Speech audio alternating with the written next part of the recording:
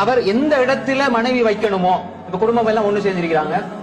இப்ப இவருக்கு நல்ல கௌரவம் இருக்கு குடும்பத்துல. இவர் என்ன செய்வார்னா எல்லாரும் இவரை கௌரவிப்பாங்க. அப்ப இவருக்கு இருக்க அதே கௌரவம் தான் மனைவிக்கும் இருக்கணும், மனைவிக்கு அவர் கொடுக்கணும். ஆனா இவர் என்ன செய்வார்னா எல்லாருக்கும் முன்னுக்கு வச்சு மனைவிய தாழ்த்தி பேசிக்கிட்டு இருப்பாரு. அவர் மனைவியை வச்சே நக்கல் அடிச்சுட்டு இருப்பாரு. எல்லாரும் பார்த்து சிரிச்சுக்கிட்டு இருப்பாங்க. ஆனா இவர் பெரிய ஆளாய்ப்பாரு. இது மிகப்பெரிய அநியாயம், ஹராம். இது செய்யக்கூடாது.